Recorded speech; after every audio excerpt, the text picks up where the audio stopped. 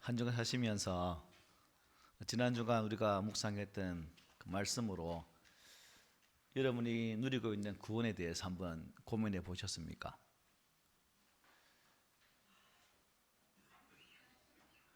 나는 하나님의 은혜와 사랑으로 결코 이 세상 어떤 것도 끊을 수 없는 사랑 안에 거하면서 구원받는 백성이다라는 이 확신 속에 사셨냐 하는 질문입니다.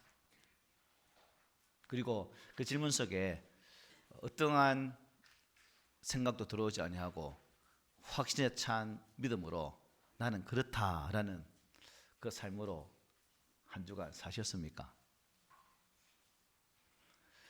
우리가 세상을 사노라면 보여지고 또 다가오는 여러 가지 일들 때문에 예수 믿는 자로서의 삶을 당당하게 살아가지 못할 그러한 여건들이 충분히 있습니다. 상황도 있다는 거죠.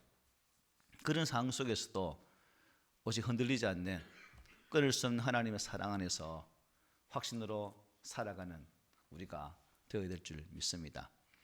그동안 사도 바울은 1장에서부터 8장까지 믿음으로 칭의 그리고 성화, 영화에 대해서 계속 말씀하였습니다. 하나님의 거룩한 복음으로 부름받은 우리가 예수 그리스도의 구속하심의 은혜로 부름받은 우리가 그를 믿음으로 하나님의 자녀라 칭함을 받고 또한 지금도 성령의 도우심으로 계속해서 변화되어지는 과정 속에 성장하는 삶을 살고 있는 것이고 종국에는 하나님의 나라에서 영화로운 삶을 살게 될 것이다 라는 내용이 그동안에 우리에게 주신 말씀이었습니다. 이제 바울은 9장에서부터 11장에서 유대인과 이방인 이 관계 그리고 하나님 안에서 유대인이 지니고 있는 독특한 그 위치를 우리에게 말씀으로 증거합니다. 특히 선택받은 이스라엘이 왜 하나님의 복음을 받아들이지 않은 것일까? 복음은 성경에 이미 계시되어진 것인데 왜 그들은 이 복음을 받아들이지 않았을까?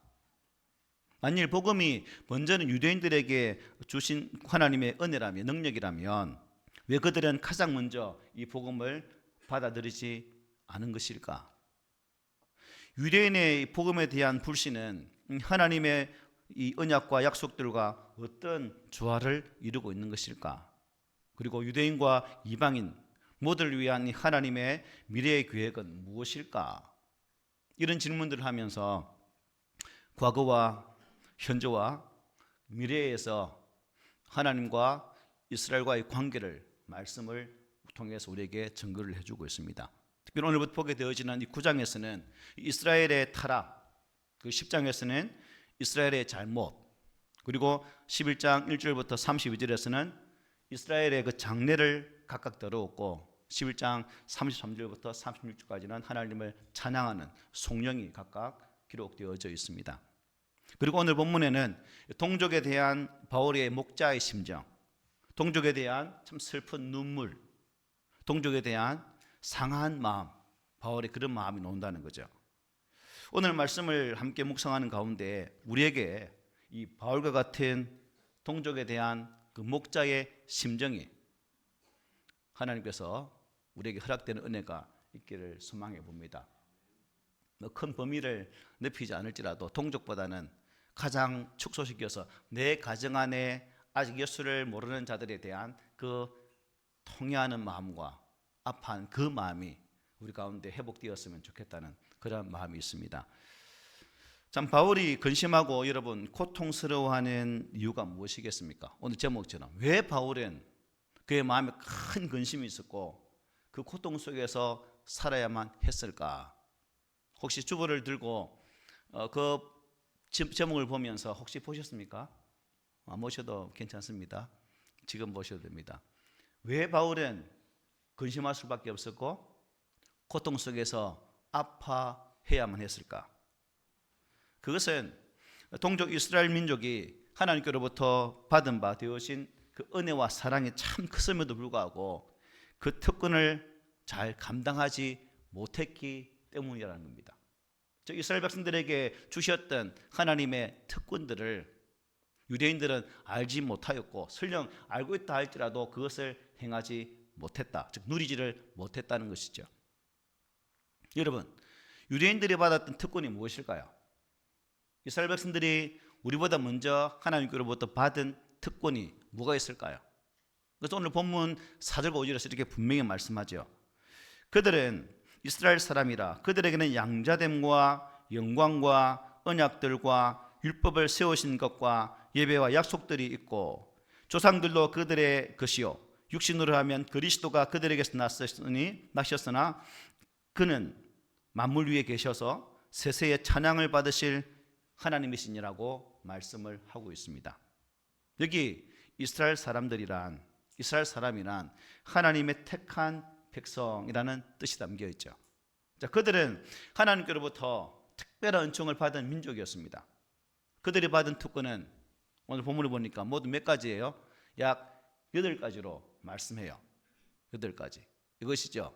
양자됨, 영광, 언약, 율법, 예배, 약속, 조상들, 메시아의 약속이 바로 이스라엘 백성들이 받았던 특권이었습니다.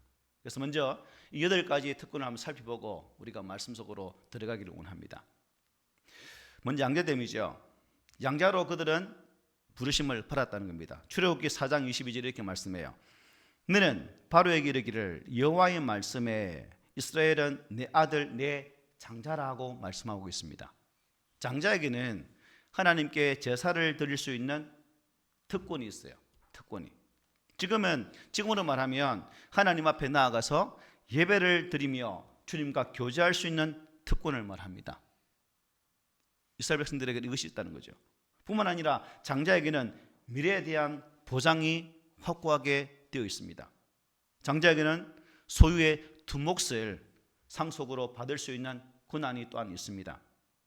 즉 하나님은 노예 백성 이스라엘 백성들을 선택하셔서 그들을 장자로 삼으신 거죠. 하나님은 이스라엘을 장자로 입양하셨다는 겁니다. 하나님은 아무 가치 없는 노예 백성, 아무 공로 없는 그들을 일방적으로 장자로 삼아 주셨다는 것이죠. 세상에는 여러분 얼마나 많은 민족이 있습니까? 그 많은 민족들 가운데 뽑으셔서 하나님의 양자가 된 것은 얼마나 큰 복입니까? 이러한 은혜와 복을 누가 누리고 있다는 거예요? 이스라엘 백성들이 누렸다는 겁니다. 두 번째가 뭐예요? 하나님의 영광이었죠. 세상 어느 민족에게도 보여주지 않았던 하나님의 영광을 친히 그들에게 보여주셨다는 것입니다. 영광이란 하나님이 이스라엘 백성을 친히 찾아오셔서 그들을 만나주시고 그들 가운데 임재하셨다는 뜻이 담겨 있어요. 세계의 어느 민족도 이스라엘 백성들처럼 이 하나님의 영광을 직접 목격하고 그 영광을 누리지는 못했습니다. 하나님은 이스라엘을 출애굽시키신 후에 낮에는 구름 기둥으로 밤에는 불 기둥으로 그들을 친히 인도하여 주셨고 그들과 함께 하셨다는 겁니다. 특히 하나님은 그들에게 성막을 만들게 하시고 숫개소에서 그들과 함께 만나 주셨습니다. 이게 하나님의 영광이죠. 세 번째가 뭐였죠? 언약이었습니다. 언약. 그들에게 뭘 주셨다는 거예요? 언약을 주셨다는 것입니다. 언약이란 하나님이 이스라엘 백성과 약속하신 것을 말하는 것인데 그들은 크게 3가지의 약속을 받았죠. 첫째는 할례의 약속입니다. 두 번째 뭘까요? 시내산에서 그들을 만나 주셨고 그들이 주셨던 율법의 약속이죠. 그 다음에 이스라엘 통해서 그리스도가 나타나게 될 것이라는 약속을 그들이 받았습니다. 하나님은 이스라엘 백성들에게만 직접 찾아오셔서 이런 약속을 주셨다는 거예요. 얼마나 큰 복입니까? 네 번째 뭐였죠? 율법이었습니다. 율법을 주셨다는 거예요. 다른 민족이 우상을 섬기고 살아갈 때 하나님 특별히 이스라엘에게 찾아오셔서 율법을 주시고 하나님 뜻을 알게 하셨고 하나님 뜻대로 살도록 그들을 도와주셨습니다. 그리고 거룩한 민족으로 승밀된 삶으로 살도록 그들을 도우셨습니다. 그래서 그들은 자신들이 하나님 율법을 가진 백성임을 가장 큰 자랑으로 여겼죠.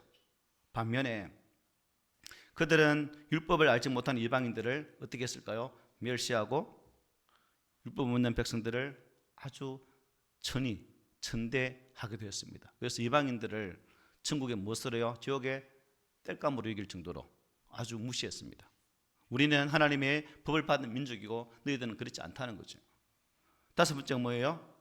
예배. 성전에서 제사 드릴 수 있는, 즉 예배 드릴 수 있는 은혜, 특권을 그들에게 주셨다는 거예요. 예배는 월십이죠.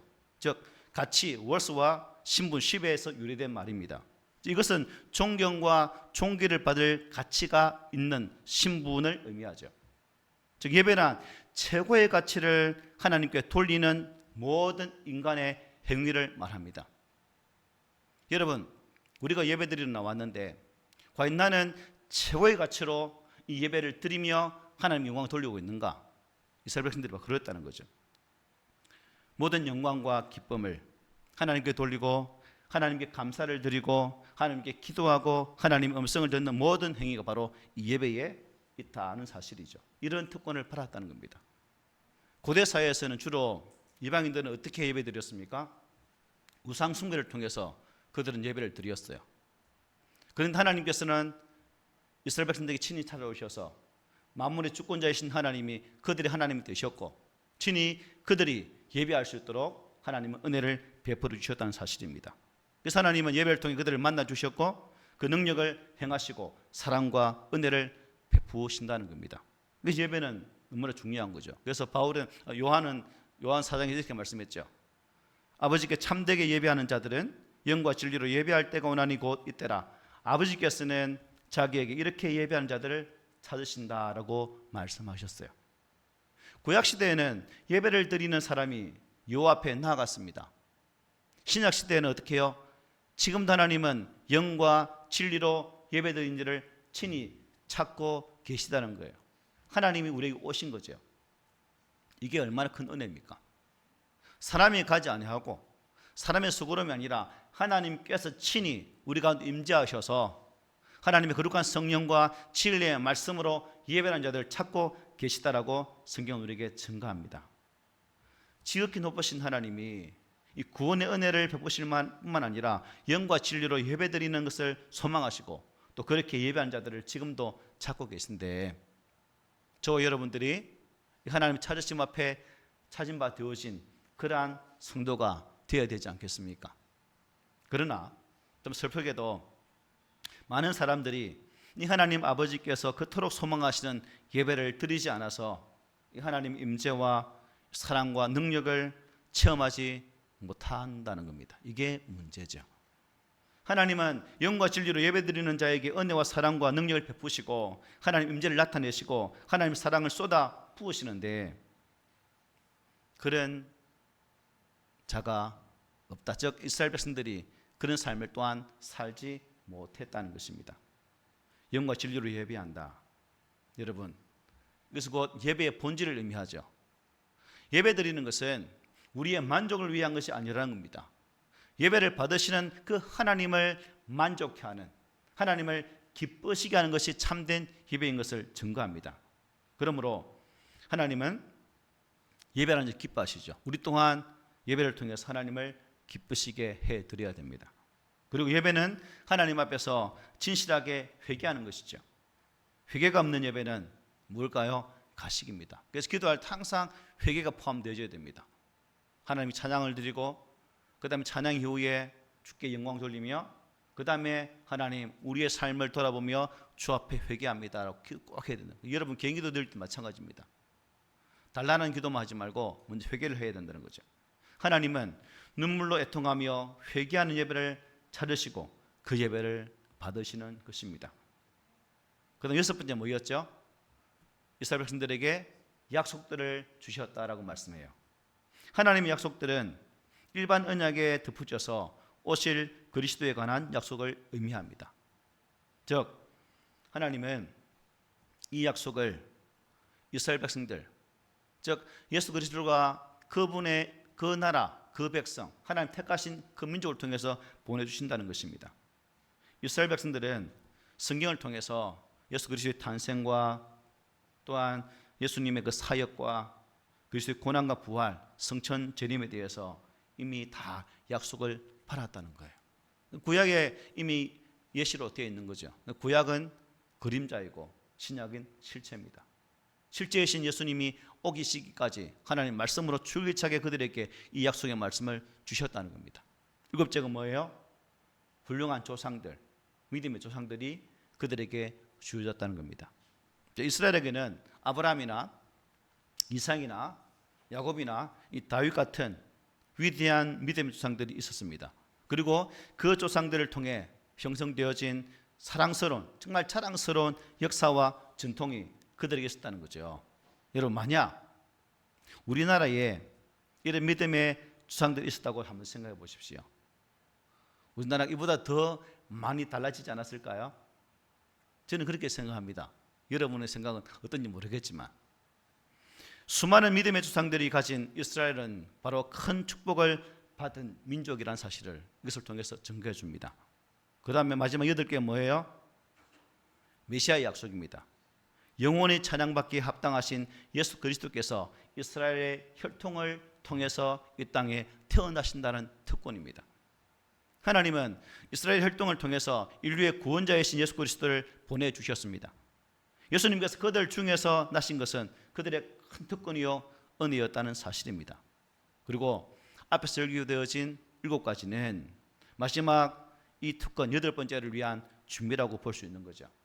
하나님은 인류의 구원자 예수 그리스도를 통해서 유대인의 몸에서 나게 하셨고 그리고 그들에게 먼저 복음을 영접할 기회를 주셨다는 것입니다. 그래서 바울은 항상 말할 때 뭐라 말씀합니까? 먼저는 유대인에게요 그리고 헬라인에게로다라는 말을 자주 사용했죠.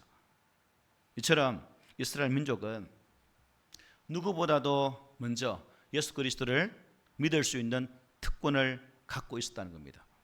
이방인들이 구원을 받지 못한다 할지라도 이스라엘 민족만큼은 구원을 받을 수 있는 그 기회와 특권을 주셨다는 거예요. 그들은 구원의 문제만큼은 꼬리가 되지 않고 머리가 될 사람이었다는 사실입니다. 그렇기 때문에 그들은 당연히 예수께서 오셨을 때 영접해야만 했습니다. 그런데 안타깝게도 유대인들은 이스라엘 백성들은 그렇지를 못했죠. 오히려 그들은 하나님 아들 예수 그리스도를 십자가에 못 박아 죽였습니다. 그들은 복음을 거부했습니다. 그들은 그리스도의 몸된 교회를 핍박했습니다.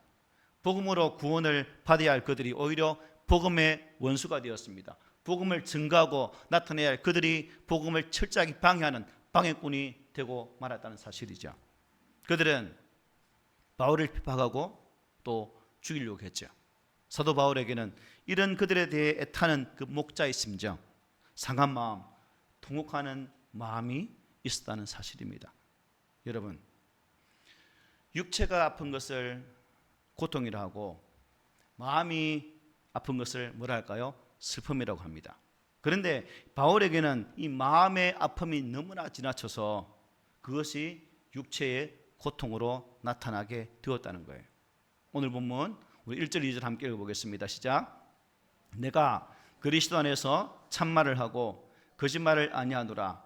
나에게 큰 근심이 있는 것과 마음에 그치지 않는 고통이 있는 것을 내 양심이 성령 안에서 나와 더불어 증언하노니. 아멘. 바울은 이방인들이 복음을 듣고 하나님께로 돌아올수록 그것이 근심이 되어지고 고통스러웠다는 겁니다. 자신의 동지 유대인들이 복음의 원수가 되어서 지옥불로 떨어지는 것을 바라볼 때마다 바울은 근심과 고통으로 그야말로 이룰 수 없는 그 아픔 속에 머물러 있었다는 사실입니다. 동족을 생각할 때마다 바울은 끓어오르는 고통을 주체할 수가 없었다는 거예요. 복음을 듣고 구원받은 이방인들이 많아지면 많아질수록 그의 고통은 더 크지만 같다는 것입니다. 그 고통은 단순한 고통이 아니라 동족에 대한 목자의 심정이었고 바로 상한 마음에서 오는 아픔이었습니다. 3절을 이렇게 말하죠. 나의 형제 곧 골육의 친척을 위하여 내 자신이 저주를 받아 그리스도에게서 끊어질지라도 원하는 바로다. 우린 여기에서 바울의 동족을 향한 그의 사랑의 극진함을 엿볼 수가 있습니다. 저주를 받다. 이 말은 지옥의 심판을 받는다는 뜻입니다. 바울은 하나님 앞에서 심판을 받는다 할지라도 동족만큼은 구원을 할 수 있다면, 그들을 구할 수만 있다면 여한이 없겠다는 말씀으로 고백을 하고 있는 거죠. 여러분, 바울이 동족을 향한 이 마음, 바울이 가지고 있는 이 뜨거운 영혼 구원의 열정, 비단 이것이 바울 한 사람의 고백으로 끝나야 될까요? 이제는 우리의 삶에서 예수 그리스도 안에서 구원받은 우리가 이 은혜로운 사역을 감당해야 될 성도가 아닐까요?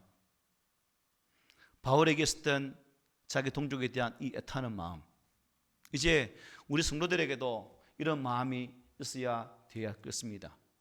아니, 민족이 아니라 내 가정을 향해, 나의 남편과 나의 자녀를 향해, 나의 아내와 내 자녀를 향해 이 애꿎는 심정으로 아파하며 근심하며 기도하는 그 마음이 우리 가운데 있어야 되지 않겠습니까?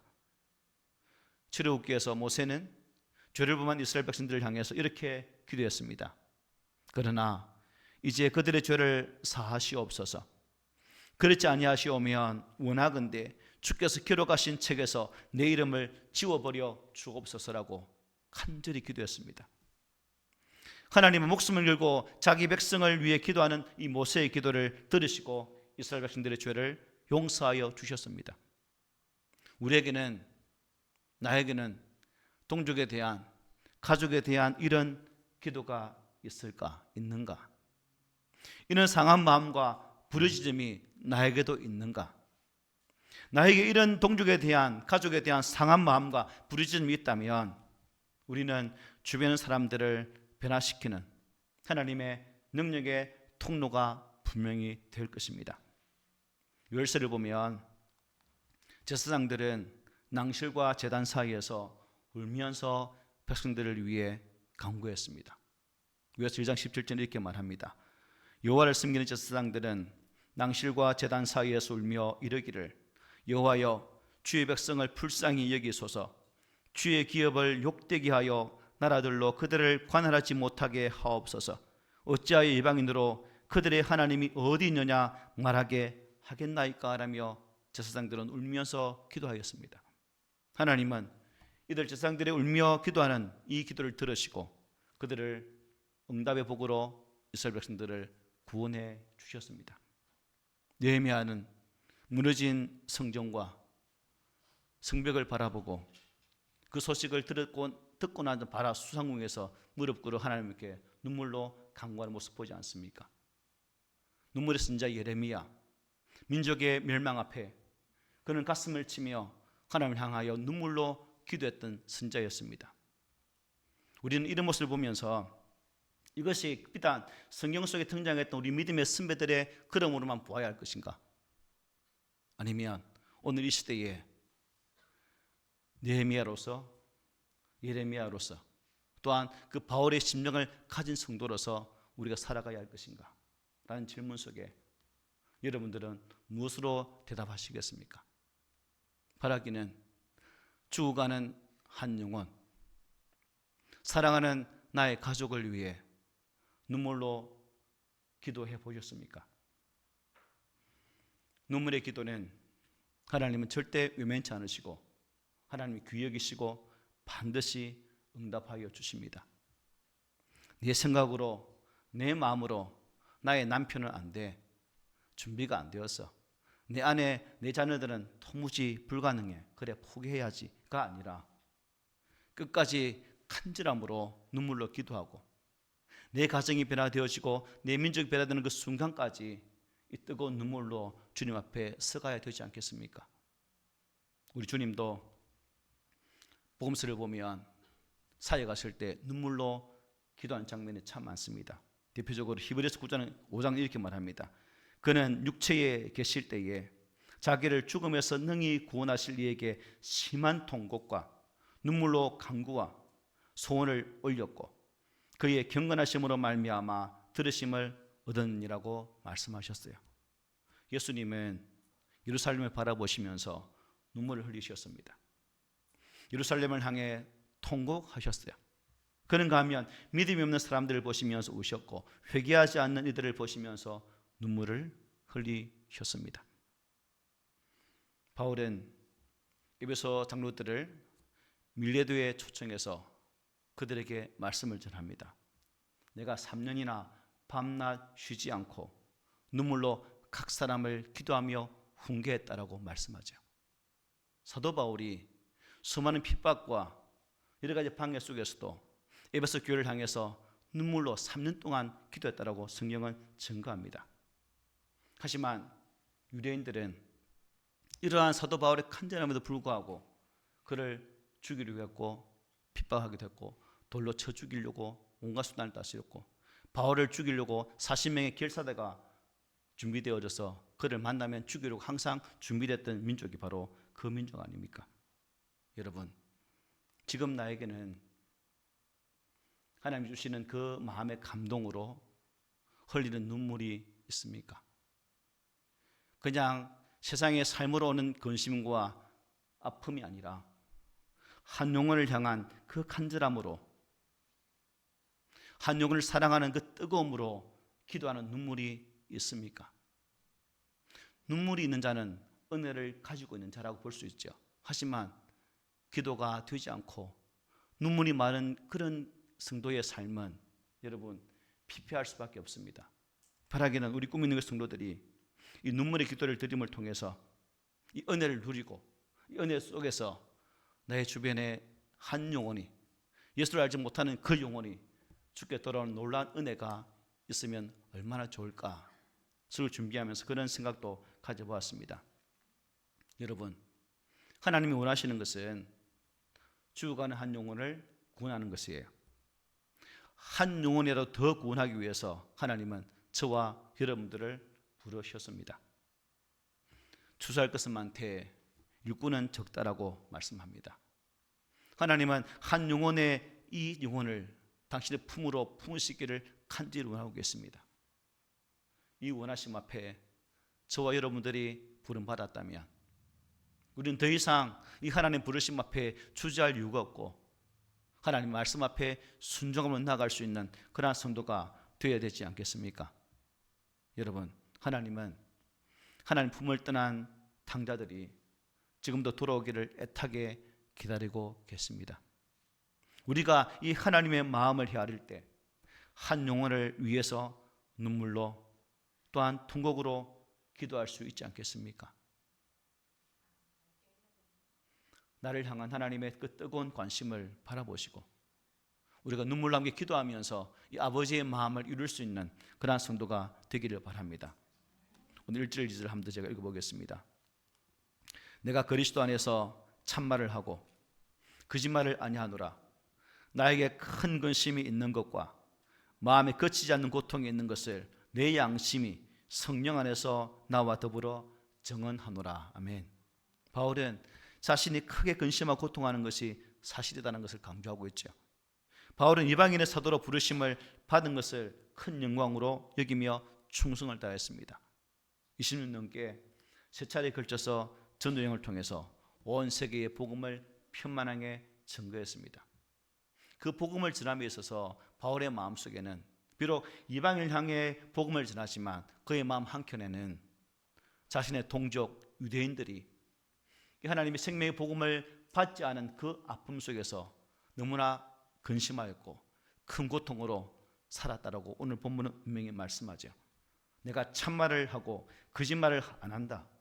양심이 성령 안에서 나와 더불어 정언한다라고 분명히 고백하고 있습니다. 사랑하는 성도 여러분, 바울에게 있어서 가장 귀한 것은 곧 그리스도의 사랑과 은혜였습니다. 그리고 예수를 얻기 위해서는 그 모든 것을 잃어버리고 무엇처럼 여긴다고요? 배설물처럼 여긴다라고 고백을 했습니다. 우리가 누려야 할 것, 내가 또 사용하고 또 이용해야 될 것 참 많지만 우리 모든 성도들이 이런 바울의 심정으로 오늘 이 시대를 살아간다면 사랑하는 나의 가족, 우리의 이웃, 이 민족을 바라보면서 눈물 뿌려 기도해야 되지 않겠습니까? 하나님은 이 기도하는 자를 찾고 계시고 이 간절한 기도로 근심하며 아파하는 그 성도들의 마음을 성령으로 분명히 위로하실 것입니다. 바라기는 우리 모든 성도들의 가정이 여러분 한 분 한 분의 기도와 여러분의 간절한 그 눈물로 인해서 심령들이 변화되어지는 기적이 있고, 또 그것을 통해서 우리 안에 하나님께서 행하실 놀라운 일들을 바라본다면 우리 하나님 기뻐하시지 않겠습니까? 여러분 한 분 한 분이 한 영을 향한 사랑을 나타내는, 한 영을 향한 아버지의 마음을 흘려보내는 귀한 통로가 되셔서 마음껏 쓰임 받으시고, 또한 그것이 이제 더 이상 우리의 근심이 아니라 아픔이 아니라 새로운 기쁨이 되어지고 은혜가 되기를 오늘 말씀으로 간곡하게 부탁을 드립니다. 아멘.